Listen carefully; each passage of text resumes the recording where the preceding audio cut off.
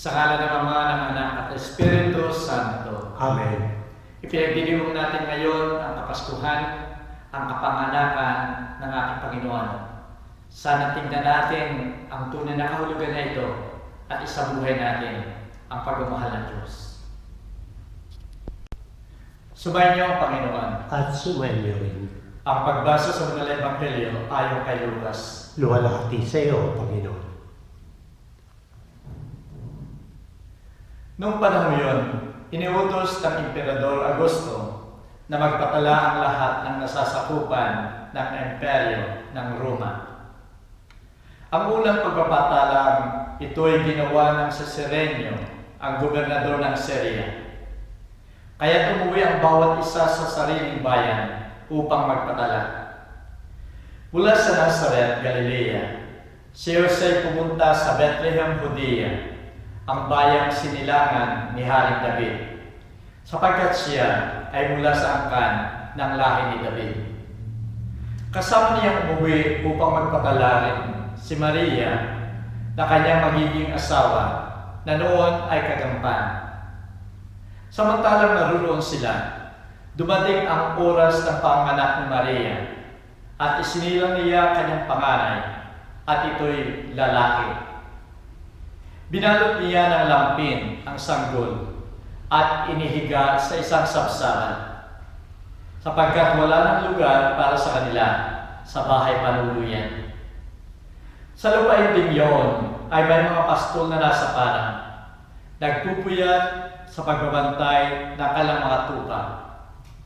Biglang lumitaw sa harapan nila ang isang anghel ng Panginoon at lumaganap sa paligid nila ang nakasisilaw na kaningningan ng Panginoon. Natakot sila ng gayon na lamang, ngunit sinabi sa kanila ng anghel, "Huwag kayong matakot. Ako'y may dalang mabuting balita para sa inyo na magdudulot ng malaking kagalakan sa lahat ng tao. Sapagkat isinilang ngayon sa bayan ni David ang inyong tagapagligtas, ang Kristong Panginoon. Ito ang palatandaan. Matatagpuan ninyo ang isang sanggol na nababalot ng lampin at nakahiga sa sabsaban." Biglang lumitaw sa tabi ng anghel ang isang malaking hukbo ng kalangitan na nagpupuri sa Diyos.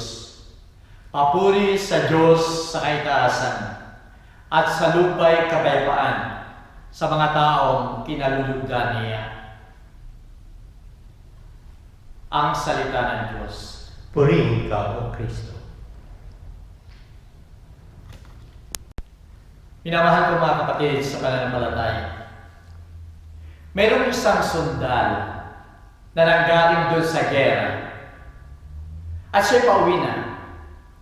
Subalit bago siya umuwi, tumawag muna siya sa kanilang bahay at kinausap niya yung kanyang mga magulang.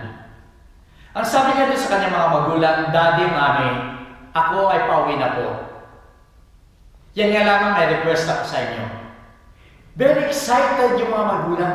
Yung tatay ay naroon, yung nanay ay naroon, tuwang-tuwa sila sapagkat babalik na sa kanila yung kanyang anak. Subalit sabi ng magulang, "Sige anak, umuwi ka na. Pero ano yung request mo?" Ang sabi ng sundalo, "Ang request ko lamang, mayroon ho akong kasamang isang espesyal na tao. At gusto ko kayong paunahan. Ang taong ito ay maraming sakit, maraming kapansanan. Sapagkat minsan ay naglalakad at nakayapak siya ng mina doon sa gera. At dahil dito, sumabog yung mina na yon, nawalan siya ng isang paa, nawalan siya ng isang kamay. Ang request ko lamang, Mami, Daddy, pwede ba na dyan na siya tumira sa atin?" Yung mga magulang ay natigilan. Ang sabi niya, ang sagot nila doon sa kanilang anak, "Anak naman, tayong lahat ay may kanya-kanya ng buhay. Tulungan natin siya na makahanap na kanyang titirhan. Subalit huwag naman dito sa atin. Dahil may kanya-kanya na tayong buhay at siya'y magiging pahirap sa atin. Mahirap tayo na maglingkod sa Kanya dahil sa sinasabi mong kapansanan, isang paa lamang, isang kamay lamang. Biglang binaba nung anak yung telepono. Pagkaraan ng 2 araw, may dumating na mga pulis doon sa tahanan ng sundalo. Ang sabi ng 2 pulis doon sa mga magulang, nakita ho namin ang inyong anak. Siya ay lumukso sa napakataas na building at on the spot, siya ho ay namatay. Kailangan sumama ho kayo sa amin para identify ninyo kung yun nga ang inyong anak. Sumama yung magulang, yung nanay at tatay. At nakita nga nila, yun nga yung kanilang anak. Subalit, napakalaki ng pagkagulat nila. At halos sila ay himatayin pareho. Sapagkat yung kanilang anak, iisa ang kamay, iisa ang paa. Minamahal ko mga kapatid, ano ang point ng kwentong ito sa ating pagdiriwang ng Pasko? Marami na sa atin ang katulad ng magulang ng sundalo yun, na tinatanggap natin ang ating kapwa kung gusto natin. Ang basihan ng ating pakikipag-ugnay ay yung kagustuhan natin. Kung yan ay mayaman, nais ko siyang makilala, nais ko siyang makasama. Kung yan ay magandang ugali, mabait, mabait din ako sa kanya. Kung siya ay mapagbigay, mapagbigay din ako sa kanya. Kung siya ay gwapo at maganda, magiging mabuti ako sa kanya. Ganun ang pakikipag-ugnay. Pero kung opposite ang nakikita sa isang tao, kung siya'y mahirap, kung minsan ay pinagbawal ang bahala lang natin, hindi natin pinapansin. Kung siya'y makasalanan, siya ay tatakwil natin, nais natin siyang maparusahan. At kung siya ay walang pangalan o siya ay walang pangalan sa lipunan, hindi tayo nakikisama sa kanya. Marami na sa atin ang ganito. At kung ganito, minamahal ko mga kapatid, ang ating pakikitungo sa ating kapwa. Paano na si Jesus lamang para sa atin? Si Jesus ay pinanganak para sa atin. Napakaliwanag sa banal na Ebanghelyo ngayon ang nangyari noong unang Pasko, unang kapanganakan ng ating Panginoon. Napakaliwanag na siya ay pinanganak sa isang sabsaban. Napakahirap lamang. Isang sabsaban na kasama niya yung mga hayop. Kung tayo ito maaaring hindi na natin pansinin ang taong yun. Dahil siya ay isang mahirap lamang. Ang sinuot sa kanya, binalot sa kanya isang lampin. Na kung titignan natin yung kapanahonan natin, Panginoon, ay isang kwadradong tela lamang na ibinalot doon sa sanggol na yun. Nang ibig sabihin, naroon ang kadustahan, naroon ang tunay na pagkahirap, at maaaring hindi natin papansinin ang taong ganon na ipinanganak. Sino ang unang nakakita sa kanya? Mga shepherd o mga pastor. Noong mga araw na yun, yung mga pastor ay kinabubuhian ng mga religious leaders. Bakit? Sapagkat hindi sila sumusunod sa kautusan ng simbahan. Katulad ng paghugas sa mga kamay bago ka kumain. Yung mga pastor na yun ay halos walang inumin, walang tubig, at sapat lamang para inumin nila at hindi nila magagawa na hugasan yung kanilang mga kamay bago sila kumain. Yung mga pastor na yun na karamihan sa kanila ay sinasabi nga na mga magnanakaw dahil wala silang makuha na makain kuminsan, kaya't sila ay nagnanakaw, kaya't sila ay kinamumuhian ng mga tao at ng mga leaders, at dahil sa kanilang mga kasalanan.